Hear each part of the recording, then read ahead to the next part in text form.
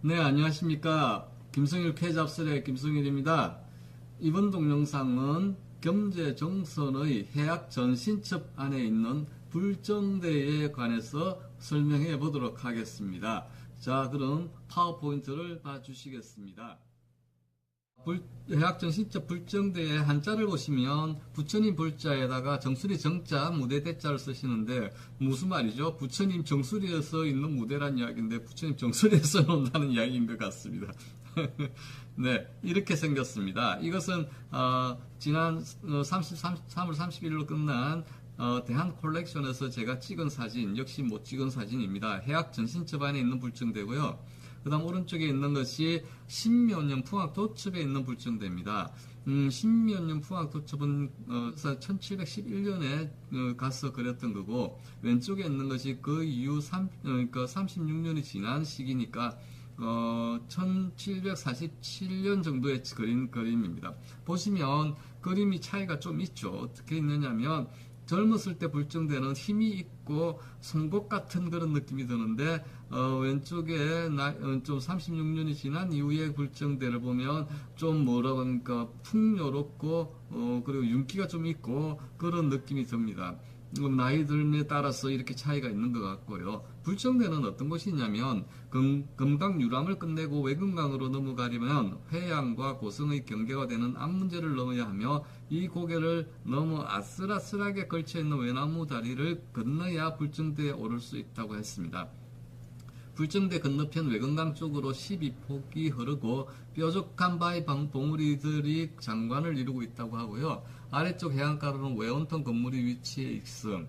그다음 불정대와 청길 절벽을 두고 내건강과 외건강의 경계가 극명하게 구별된다고 하는데 외건강은 돌산, 내건강은 흑산, 외원통 주변의 숲이 대조를 이룬 듯하면서 조화롭게 표현되었다 이렇게 하는데 저는 금강산을 못 가봤습니다. 못 가봐서 보지 못해서 그 어떤 뭐라고 합니까 느낌이 잘 오지 않는데 우리 시청자분들 중에서 분명히 갔다 오신 분들 계실 텐데 어떠셨던가요? 이런 느낌이 들던가요? 그러니까 뭐죠? 청길 절벽이 느껴지시던지 모르겠네요. 나무 다리를 보시면 이 불정대로 넘어가는 데는 제가 생각할 때는 헬리콥터 아니면 외나무 다리밖에 없다고 합니다. 그래서 불정대는 깎아지른 절벽 기둥이 우뚝 솟은 바위를 말하는데 바위의 마루는 널찍하여 수십 명이 둘러앉은 공간이 있었다고 하는데요. 전하는 이야기에 의하면 이 불정대에 불정암이라고 암자가 있었다고 합니다. 제가 그 암자 생각을 하면 외나무 다리밖에 없는데 물은 어디서 길어오지 생각해 보니까 물은 빗물을 받아 쓸 수도 있고 또 모르죠. 줄을 달아서 끌어올렸는지 모르겠지만 하여튼 암자가 있었다는 이야기가 있습니다. 자, 그런데 재밌는 것은 겸재도 바쁠 땐 그림을 대충대충 그렸다는 겁니다. 여러분들께서는 겸재 선생의 그림의 수준이 굉장히 높고 우리나라 대표하는 화가신데 이런 분들도 그림을 대충대충 그렸을까라고 생각하시죠. 자, 이렇습니다. 18세기 겸재 정선의 그림을 구하려는 사람들이 줄을 이었다고 합니다. 예전에 사진 같은 게 없기 때문에 그림은 굉장히 중요한 뭐라고 합니까? 경치를 빌려서 내가 느끼고 보고 뭐 공유할 수 있는 그런 것이 그림이었기 때문에 좀 그림을 유명하다 하면은 이렇게 줄을 섰다고 합니다. 그래서 매일같이 밀려드는 주문에 시달린 정서는 갑작스레 들어온 주문, 그리 중요하지 않는 주문에 대해서는 빠른 붓질로 서둘러 대충대충 그림을 그렸다고 합니다. 어느 분이 주장하셨냐면 장진성 서울대 미술사 교수님께서 2010년에 발표한 논문 정선의 그림 수요 대응 및 작화 방식이라는 것이 동학미술사학 11호에 실렸는데 거기서 주장을 하십니다. 인기 화가 정선이 매일매일 밀려드는 주문을 어떻게 감당하면서 그림을 그렸는지 정선의 그림은 얼마에 팔렸는지에 대한 추측한 논문입니다. 재미있죠?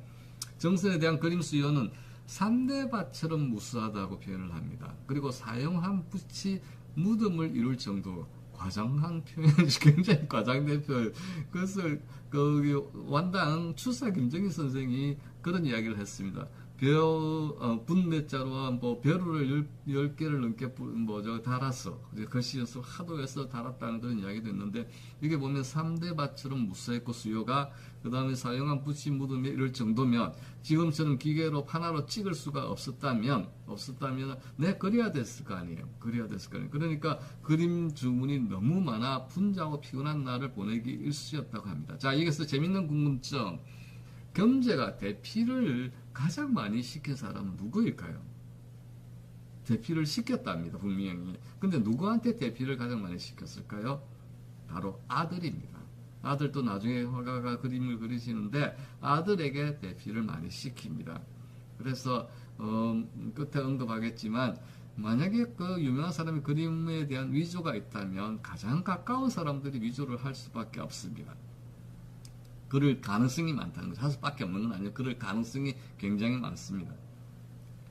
자, 정서는 어쩔 수 없이 주문을 받을 때 상대적으로 비중이 낮은 그림을 그릴 때도 이 필법을 사용하는데, 이 필법이 휘세 필법이라고 하는 겁니다. 휘세 필법은 뭐냐면 겸재 정선의 그림을 보면 우리가 준법, 바위나 산이나 언덕을 표현할 때 쓰는 법이 화가마다 약간씩 다른데, 겸재는 그것을 피마준, 열마준 뭐 이런 걸 씁니다. 그래서 휙휙휙휙 끄걸 내리는 것을 휘세필법이라고 합니다. 그래서 휘세필법을 사용했는데, 그림 주문에 시달려 바쁜 일상 속에서 정성을 들이지 않고 대충대충 그림을 소화하기 위한 나름의 전략이었다. 물론 정선이 그렇게 그린 것만은 아니죠, 분명히. 그리고 장 교수는 정선의 휘세필법의 경우 그림의 기운이 좋죠. 휘세필법이 아니라 힘이 있다는 이야기고, 거친 기운을 띠게 된다. 다듬어지지 않았다. 정성을 기울이지 않았다. 이 이야기죠. 그래서 초기에는 세분 옷에 충실한 진경산수화를 그렸는데 인기를 얻고 주문이 몰리면서 대충 그린 형식의 휘세필법이 많아졌다고 평가했습니다. 이어 그는 정선은 휘세법 사용의 말을 대표적으로 장 교수님이 이야기하는 것이 이겁니다. 국립중앙박물관의 내연산 삼용 추도 같은 경우도 역시 반복적인 일세 휘세 필법으로 그린 그림이다, 이렇게 이야기하셨습니다. 자, 그러면 재밌죠. 겸재의 그림값은 도대체 얼마나 됐을까? 이런 이야기가 있습니다. 지금 명품이라고 예전에 그렸던 그림이 명품이라면 지금 가격하고 그때 가격이 차이가 없을 수 없다고 주장하는 경우가 많습니다. 그때 명품이 지금 명품이 되는 거죠. 그래서 예컨대 골동품이나 옛날 걸 수집하시는 분들이 지금 비싸다고 말하시면 안 된다는 거죠. 그때도 그만큼 비쌌다는 이야기인데, 겸재 그림값을 한번 볼까요? 중국에서 인기가 높았다고 합니다. 중국에서 정선의 그림 하나는 중국에서 100에서 130금, 무슨 그 액수가 정확히 모르겠지만 비교를 해보면 18세기 청나라 1급 궁정 화가의 월급이 11금, 100금, 130금, 11금의 10배가 넘는 수준입니다. 청나라 초 중국 화가들의 그림값은 대개 9금 정도. 우리 화가가 연봉이 만약에 5천이라면 5천의 반 정도니까 한 2,500만 원 정도. 그 정도가 궁중 화가가 받는 그림값이었는데, 정선이 100에서 130금을 받았다면 엄청난 가격이죠. 엄청난 가격. 자, 정선이 그림을 사서 중국에 팔려는 사람이 줄을 이었다고 합니다. 그림을 무역을 하는 것 같습니다. 그래서 사서 중국에 팔면은 많이 남겠죠. 그러니까 정선한테 싸게 사서 거기 가서 비싸게 받는 그런 이야기겠죠. 중국으로 가는 역관이나 중인들을 위해 정선은 8이 넘는 나이에도 두꺼운 안경을 쓰고 촛불 아래 열심히 그림을 그렸다고 봐야 되는데, 상상해 보십시오. 간송이 가지고 있는 그림 중에 독서여가라는 그림이 있습니다. 거기도 보면 간송이 안경을 쓰고 있습니다. 안경을 쓰고 있는 그런 그림이 있으니까 생각해 봤을 때 정선이 거기 돈을 벌려는 목적도 있었는지 모르겠지만 그림을 열심히 그리고 있었는데, 정선이 거기 뱃살이 굉장히 높아지는데도 이런 부탁으로 그림을 그렸던 것 같습니다. 그러면 그림 위조에 대해서 이야기를 좀 하자면, 자, 이런 불정대 같은 경우는 정성을 다해서 겸재가 그랬기 때문에 이런 건 위조가 안 되고, 아까 휘세 필법 같은 거는 위조를 하는데, 유명회화에 왜 진품시비가 맨날 붙는가 하면, 진품시비 대상을 그림을 쓰는 사람이 누구냐면 화가와 매우 가까운 사람이라는 거죠. 그 말은 뭐냐면 전수 과정에서 차이가 발생된 경우가 많습니다. 자, 제자로 들어가면 그 제자가 악의적이 아니라도 그 제자는 스승을 따라서 계속 배워야 되겠죠. 도제 비슷하게 배우니까. 그러니까 스승의 경지를 넘어서기 전까지는 스승과 유사한 그림을 그린단 말이에요. 그러면 그것이 시중에 흘러나면 그게 위조가 되는 겁니다. 위조가. 그래서 이 진품과 그 가품, 위조 이런 건데 이게 의도적으로 위조를 안 한 경우가 꽤 있습니다. 의도적으로 위조를 한 건 전문적으로 위조를 해서 그때 상황에 맞는 종이에다가 그 사람 핏불 연습을 해가지고 하는 거죠. 근데 연습하는 과정은 위조잖아. 악의적 위조잖아. 전수를 받는 제자나 똑같거든요. 그래서 그런 것들이 참 진품을 구별할 때 난해한 점이 있습니다.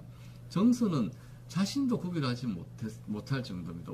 요새 근자에도 그런 시비가 있었죠. 모 화가가 이건 내가 그린 거다 하는데 감정하는 사람 내가 그 사람 그림이 아니라고 하고 이거 내가 그린 게 아니다 그런데 감정하는 사람 그 사람 그림이라 하고 이게 어떻게 도대체 된 건지 그게 왜 그러냐면 아까 말씀드렸듯이 거의 스승님을 따라하는 도제 방식의 전술그 지금도 그런데 예전에는 어떻겠어요. 예전에도 마찬가지였겠죠. 그래서 그런 과정 때문에 그렇게 어렵습니다. 그래서 정선 자신의 시대에도 자기의 작품을 위조한 경우도 많이 있습니다. 그렇게 되겠죠. 구별을 잘 못하죠. 내가 무슨 거기에다가 정확하게 뭐를 그 바코드를 빨아놓은 것도 아니기 때문에 그래서 구별을 하기가 힘든. 오히려 제자가 구별하기 정도로 못한다면은 하산해라 이렇게 될 텐데 하산해라 그렇게 될 텐데 거기까지는 그렇게 되겠죠. 근데 막 흘러나오고 또 정선 같은 경우는 아까 앞에서 말씀드렸지만 워낙 수요가 많았기 때문에 당대 최고의 화가였기 때문에 비슷하게만 해도 정선 그림이라고 말을 할 수 있다면 오히려 그것도 굉장히 인기가 높았겠죠.